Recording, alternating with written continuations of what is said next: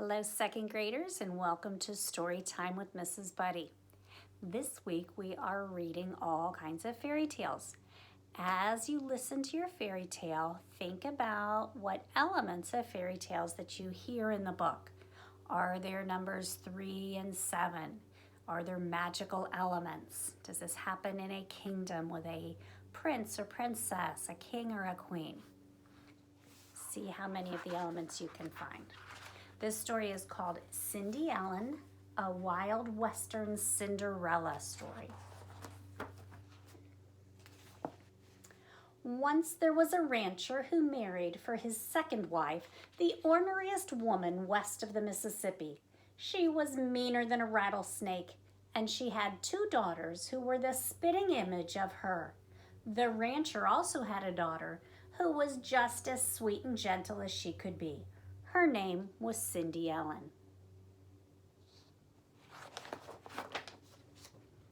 Cindy was a pretty good cowgirl too.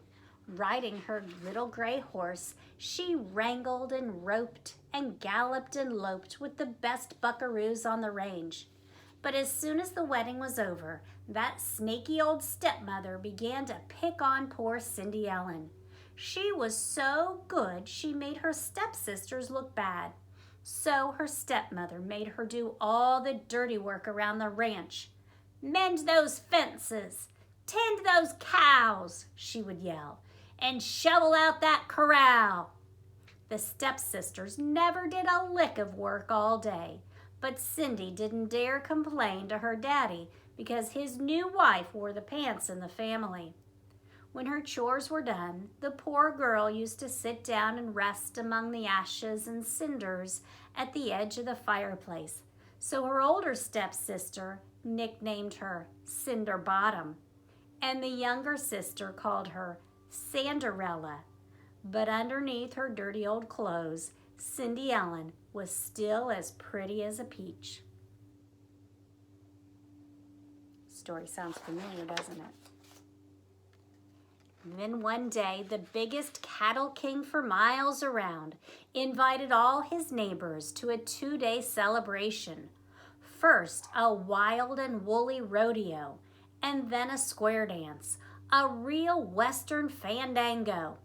Cindy's stepsisters puffed up like 2 turkey gobblers.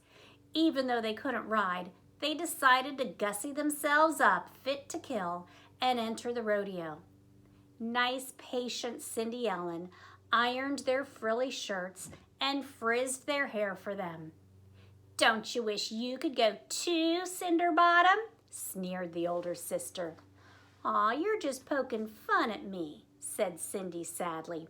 "You're right," laughed the younger sister. "Nobody could tell you from a cloud of dust, Cinderella."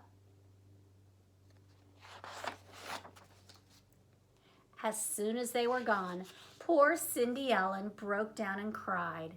Then suddenly she heard a noise outside, almost like gunfire, but not quite. It wasn't bang, bang. It was more like bing, bing. And there stood a little old lady with a golden pistol still smoking in her hand. "Who are you?" gasped Cinderella. "Say hello to your fairy godmother, Sugarfoot," the old lady said. She twirled the pistol, slapped it back into its holster, and took a good hard look at Cindy. "What's the matter with you, honey? You're as down and dirty as a flop-eared hound dog. Stand up straight. Dust yourself off." "I want to go to the rodeo," sobbed Cinderella. "Can you help?" "Maybe see, maybe no," said her fairy godmother. "Magic is plumb worthless without gumption. What you need first, gal, is some gravel in your gizzard. Grit, guts. Stop that tomfool blubbering and let's get busy. Time's a-wastin'." She reached for her golden 6-gun and Cindy yelled, "Don't shoot!" But her grandmother had already fired, straight up in the air.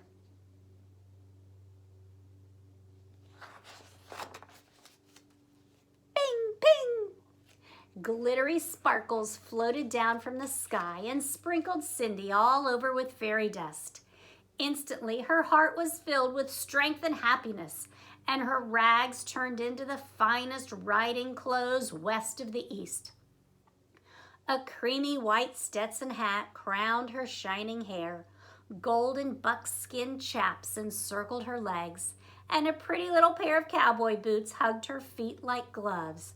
Buckled to the heel of each boot was a spur that shot out rays of fiery light. Those spurs were set with diamonds as big as sugar lumps. "Now," said her fairy godmother briskly, "where's that horse of yours?" She fired her magic pistol into the air. Zing! And Cindy's little gray horse became a little silver horse with a softly sparkling coat. His hooves glittered as he pawed the ground.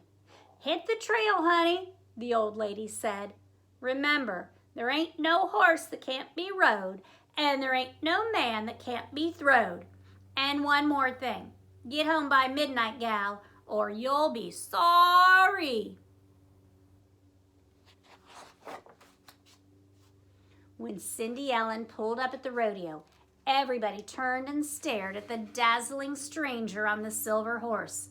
The rich rancher's son, a rodeo champion by the name of Joe Prince, came forward wearing the biggest belt buckle you ever saw and swept his hat off his head. "Pleased to meet you, ma'am," he said. "Likewise," said Cindy. Just then, Cindy's older stepsister rode a bucking bronco into the arena, and before she could say "oopsie-daisy," that cayuse wrinkled his spine, boiled over, and sent her chasing clouds way up in the sky. Then she bit the dust. Next came the second stepsister, but she couldn't ride a rail fence in a stiff breeze, and pretty soon she was eating gravel, just like her sister. Cindy Ellen helped her stepsisters up and brushed them off, but they never even recognized her. Then she remembered her godmother's gift of gumption, and she gave Joe Prince a big daredevil grin. "My turn," said Cindy Ellen. Cindy Ellen climbed aboard a salty bronc with a belly full of bed springs, a real rip snorter. She touched him with her diamond spurs, and first he tried to cowhop, and then he catbacked, and then he sunfished, and he windmilled, and he jackknifed, but Cindy stuck to the saddle like a postage stamp. "Ride him, cowgirl!" cried the crowd, and Cindy Ellen was the winner with every curl in place.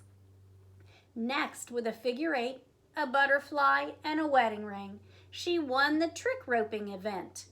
And then she and her little horse really burned the breeze. They kicked the jackrabbits right off the trail.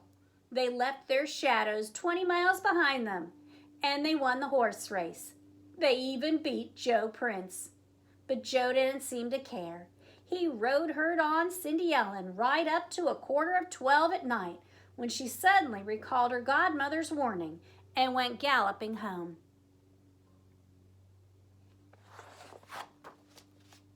By the time she got there, her fine duds had shriveled into sorry rags again, but she still had plenty of gumption. After a while, her stepsisters hobbled in, all stove up from the rodeo. "Ha ha! You missed the champion cowgirl," the older sister jeered. "Nobody knows her name or where she disappeared to." "And that old Joe Prince is eating his heart out," said the younger one. "I'll bet she comes to the square dance tomorrow night," said Cindy with her new daredevil grin. The next evening, her stepsisters got all dressed up like a sore thumb and strutted away to the dance, leaving Cindy Ellen all alone, but not for long. "What's that?" she said, peeking out the window. It looked like a cross between a comet and a dust storm. It sounded like silver bells mixed with dynamite. "Let's get crackin', sweet pea," shouted her fairy godmother. "You're late. Rustle me up the biggest, dustiest, lumpiest squash you can find." And zingo! The squash became a stagecoach. "Next, we check the trap line," said her godmother. Quick as a wink, She turned 6 cactus mice into 6 dappled horses, a fat pack rat into a stagecoach driver, and a rough, tough, horned toad into a stagecoach guard, riding shotgun beside the driver.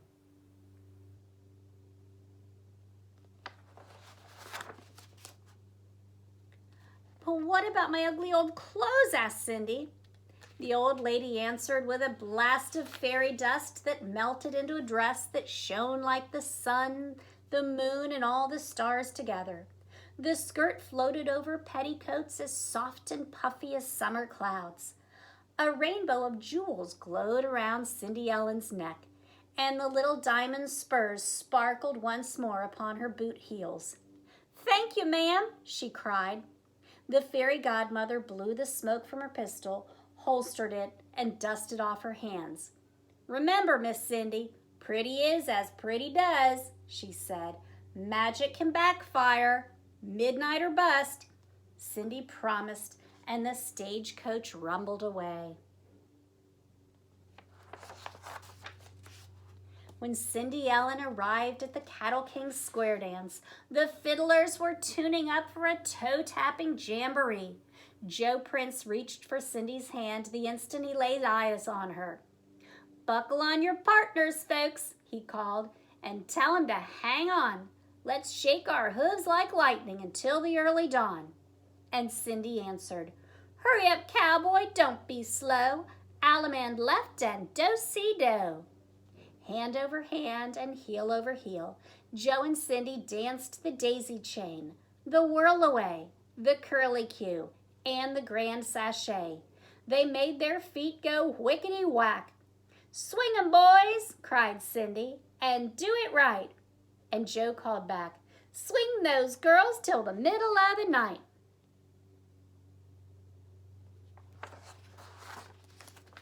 Twirling, swirling, Cindy Ellen lost track of time until all at once she heard the clock begin to strike 12. She high-tailed it out of there lickety-split. "Whoa!" yelled Joe, hot on her heels, but he couldn't catch her. One of the diamond spurs fell off of Cindy's boot as she ran, though, and Joe picked it up carefully out of the dust. Meanwhile, back at the ranch, not a particle remained of Cindy's gorgeous outfit, except for the second diamond spur, which she tucked away in her hip pocket. Pretty soon word got out that the champion cowgirl was a wanted woman. She'd left Joe Prince so lovelorn that he was tracking her throughout the territory, and he vowed to marry the horsewoman whose boot fit the little diamond spur. He tried it on many a foot, but not one could wear it.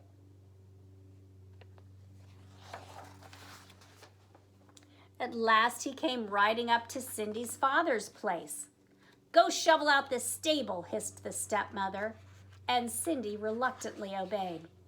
First, Joe tried the diamond spur on the younger stepsister, but no matter how he stretched the straps, her hoof was too big. The older sister had crushed her feet into a little bitty boots, so just for an instant the spur almost fit. But then her boot split open, and her toes popped out like puppies from a basket. And Joe Prince muttered, "Sorry," and headed for the door. "My turn," said a voice that stopped him in his tracks. It was Cindy Ellen. And although her mean stepsisters almost died laughing, Joe let Cindy have her chance fair and square. And when he put the diamond spur around her dirty little boot, it fit perfectly. Then she pulled out the second diamond spur and buckled it onto her other boot. And at that very moment, Cindy's little horse gave a whinny, and everyone heard a noise like whingo, wango, kazang. "Let her rip," shouted Cindy Ellen's fairy godmother, brandishing her golden pistol. "Hold your fire," yelled Joe Prince. But glistening sparks of fairy dust were already sprinkling down everywhere. They turned Cindy's clothes from cotton to satin, and they put quite a twinkle in Joe's eye. And Cindy's horse began to sparkle. "Yee-haw!" yelled the fairy godmother. So Cindy Ellen and Joe Prince got hitched and lived happily ever after in a ranch house full of love and rodeo trophies. Cindy's family moved to town, where both stepsisters married city slickers, and Cindy's little horse kept his sparkling coat and his glittering hooves to the end of his days. The end.